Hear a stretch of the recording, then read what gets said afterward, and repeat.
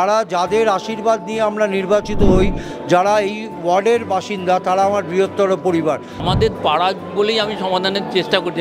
আমাদের মাননীয়া যে প্ল্যাটফর্ম দিয়েছে বলার জন্য, সেই জন্য বলছি।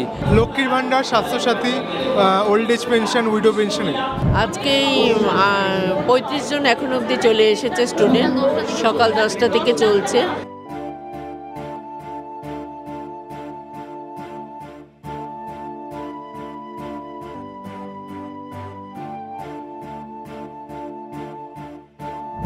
আমার পার্সোনাল কোনো সমস্যা নেই, কারণ আমার যে কাউন্সিলর আছে সে আমাদের সমস্ত কিছু করে দিয়েছে। আমার রেশন কার্ডে লিঙ্কলেস হয়ে গেছে, আমি সেইটাকে লিঙ্ক করাতে চাইছি, তাই এনারা করে দিচ্ছে। আমার ভাইয়েরা আছে এখানে, তারাও এসছেন এখানে, কারণ তাদের এটাকে সুন্দর করে দেওয়ার জন্য তাদের সমাধানের এই জায়গাটা আমি বলেছি সেটাও করে দেবো। আজ থেকে শুরু হলো আমাদের পাড়া আমাদের সমাধান প্রকল্প। বুথে বুথে গিয়ে সাধারণ মানুষের সমস্যার কথা শোনা হবে। মুখ্যমন্ত্রী মমতা বন্দ্যোপাধ্যায় ঠিক তার জন্যই আমাদের পাড়া আমাদের সমাধান প্রকল্প শুরু করেছেন। শনিবার শহর কলকাতার যে 4টি ওয়ার্ডে ইতিমধ্যেই শুরু হয়েছে এই প্রকল্প।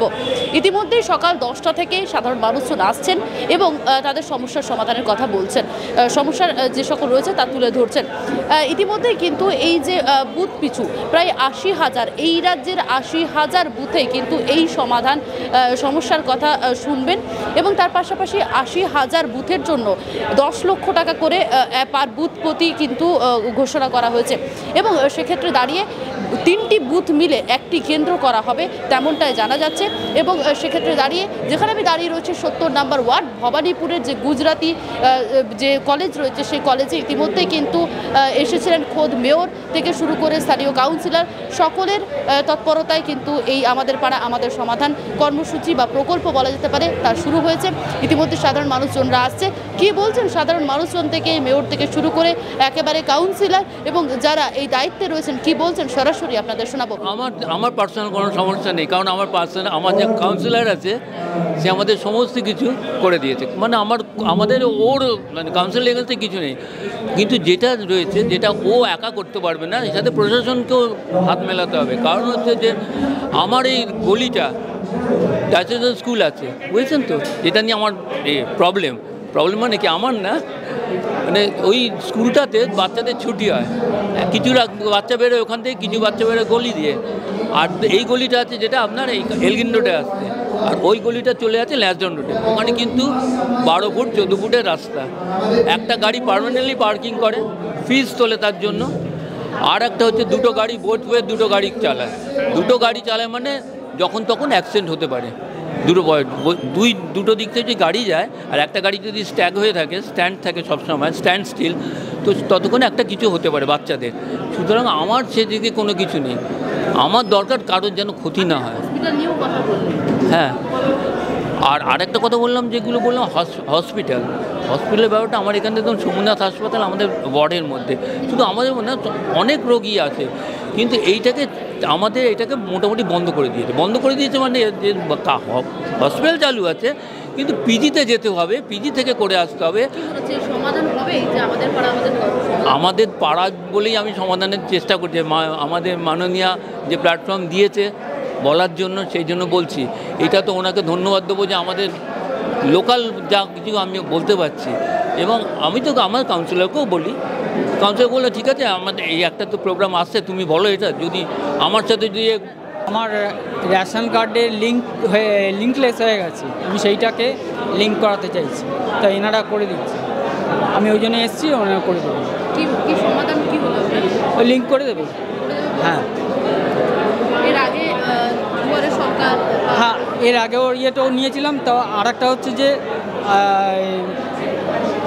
ওই বার্ধক্য ভাতাটাও আমার দাদারা আসছিল না, ওটা করালাম, বললো এসে যাবে, আপনার প্যানেলে নাম উঠেছে, আছে, আপনি কদিন পরেই এটা অ্যাপ্রুভ হবে। এই পর্যন্তই হ্যাঁ, বললো খুব শিগগিরই হবে। সময়সীমা একদম করে বলেনি, তবে বলেছে খুব শিগগিরই আপনার হবে। এই লক্ষ্মী ভাণ্ডার করবার জন্য এসেছি। আশ্বাস পেলেন? না, প্রথমবার আছে, এটা প্রথমবার করাচ্ছি। কি বলা ফর্ম বলেছে ভর্তি করে দিয়ে দিতে, দেখি এবার কি হয় সেই জন্যে। আপনি এখানেই থাকেন? হ্যাঁ, কত বছর আছেন? এই 9 বছর হয়ে গেছে। 9 বছর দিয়ে এখানেই আছি। আপনার কি 17 নম্বর ওয়ার্ড? হ্যাঁ, সকাল থেকে আছে মোটামুটি, মানে সেরকম বেশি হচ্ছে না, কিন্তু হচ্ছে মোটামুটি। কি কি করা হচ্ছে?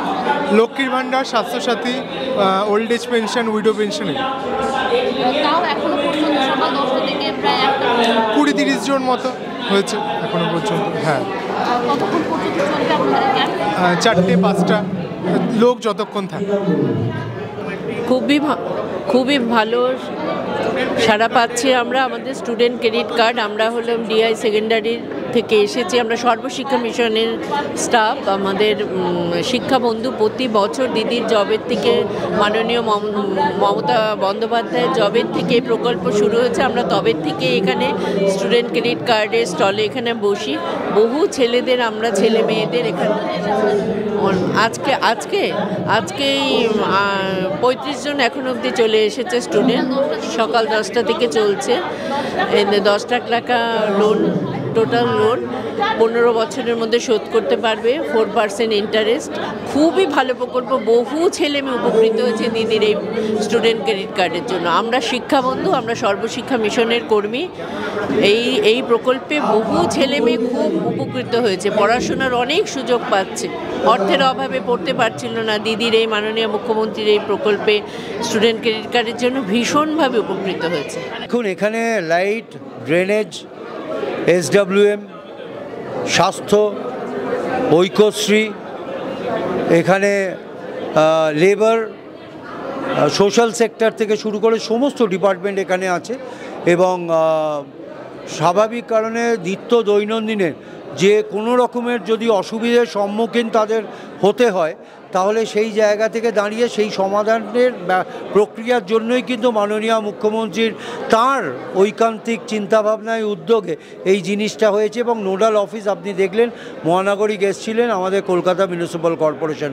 স্বাভাবিক কারণে এটা আমাদের অঙ্গীকার যে যাদের আশীর্বাদ নিয়ে আমরা নির্বাচিত হই, যারা এই ওয়ার্ডের বাসিন্দা, তারা আমার বৃহত্তর পরিবার। তো এরকম একটা সুযোগ, এরকম একটা মানে পরিকল্পনা, এরকম একটা চিন্তাভাবনা মমতা বন্দ্যোপাধ্যায়, আমাদের বিধায়িকা, আমাদের মুখ্যমন্ত্রী, তার করার জন্য তাকে অসংখ্য ধন্যবাদ জানাই। এবং এই সুযোগ করে দিয়েছেন মানুষের সঙ্গে ডাইরেক্ট ইন্টারঅ্যাকশন। স্বাভাবিক কারণে একটাই লক্ষ্য থাকবে, কত শীঘ্র যারা কমপ্লেন করেছে বা যে অসুবিধের কথা বলেছে সেটাকে সমাধান করা, এটাই আমাদের মূল মোটো। 70 নম্বর ওয়ার্ড থেকে আজ থেকে শুরু হলো, সেখানে দাঁড়িয়ে আমরা দেখলাম যারা অভিযোগ কিছু ছিল, যেমন সমস্যার কথা, রাস্তায় ফুটপাথ থেকে শুরু করে কিছু জলের সমস্যা থেকে। ফুটপাথ নয়, একটা ফুটপাথ আছে 3 ফুটে। দেখুন, এই হকার ভাইরা আছেন হয়তো 20 বছর, 25 বছর, 30 বছর, কাউকে পেটে মারতে পারবো না, সেটা আমাদের কাজ নয়। আমাদের টাউন ভেন্ডিং কমিটি আছে, প্রত্যেকে সেখানকার মেম্বার, এদের ইউনিয়ন আছে। কিন্তু হ্যাঁ, নিশ্চিতভাবে এরাও চায়, দেখুন মানুষ যদি না আসে তো হকারি করে পেট চলবে কি করে? তো মানুষকেও সেই জায়গাটা করে দিতে হবে। আমি ইমিডিয়েটলি, আপনি দেখতে পাচ্ছেন হকার ভাইরা আছে এখানে, তারাও এসছেন এখানে, কারণ তাদের এটাকে সুন্দর করে দেওয়ার জন্য, তাদের সমাধানের এই জায়গাটা আমি বলেছি সেটাও করে দেবো, সেটাকেও করে দেবো, সুন্দর করে দেবো, যাতে এরা শান্তিতে মানুষের সমাগম হয়। যত মানুষের পদধূলি পড়বে ওদের দোকানে, তত বেশি ওদের আয় হবে, ইনকাম হবে, ওদের পরিবার ওদের দিকে তাকিয়ে আছে, রোজগার করে নিয়ে গিয়ে তাদের সন্তানের মুখে অন্ন তুলে দিতে পারবে।